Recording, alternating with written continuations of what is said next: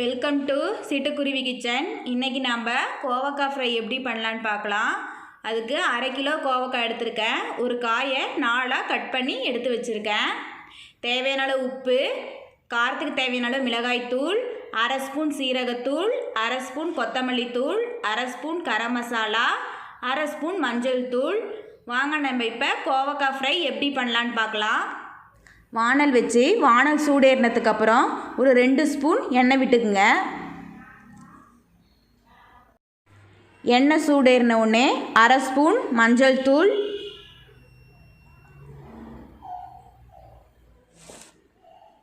1/2 spoon மல்லித்தூள், 1/2 spoon garam masala தூள்,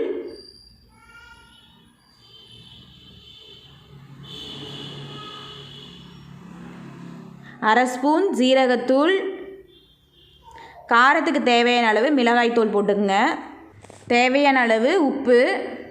இதெல்லாம் எண்ணெயில் லைட்டாக வறுபடட்டும். வறுபட்ட உடனே எடுத்து வச்சுருக்க கோவக்காவை போட்டுக்கலாம்.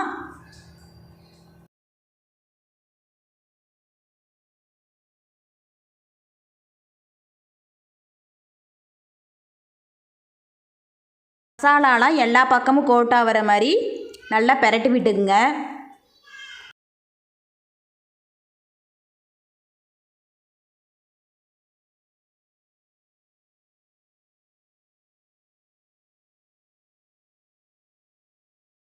மசாலாலாம் எல்லா பக்கமும் கோட்டானதுக்கப்புறம் மூடி போட்டு ஒரு 5 நிமிஷம் வேக விடலாம்.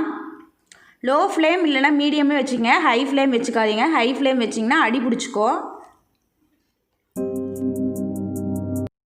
5 நிமிஷம் ஆனதுக்கப்புறம் எடுத்து ஒரு கிளறி விடுங்க. ரொம்ப பிஞ்சு காயாக எடுத்திங்கன்னா நல்லா வணங்கும். கொஞ்சம் முத்துன காயாக இருந்துச்சுன்னா லைட்டாக தண்ணி தெளிச்சுக்குங்க. கொஞ்சமாக பெப்பர் போட்டுக்குங்க.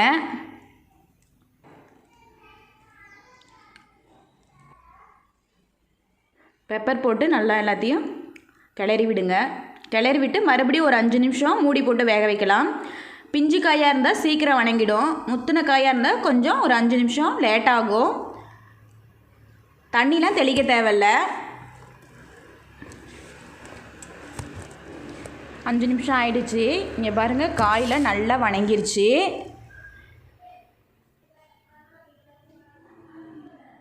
கோவக்காய் ரெடி ஆயிடுச்சு. இது மேலே கொஞ்சமாக கறிவேப்பிலை தழை தூவிக்கலாம்.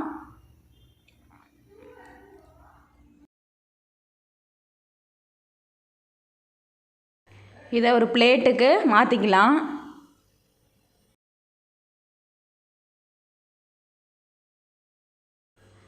சுவையான கோவக்காய் வறுவல் ரெடி. இதை உங்கள் வீட்டில் செஞ்சு பார்த்துட்டு உங்கள் ஃபீட்பேக்கை கமெண்ட்ஸில் டைப் பண்ணுங்கள். தேங்க்யூ.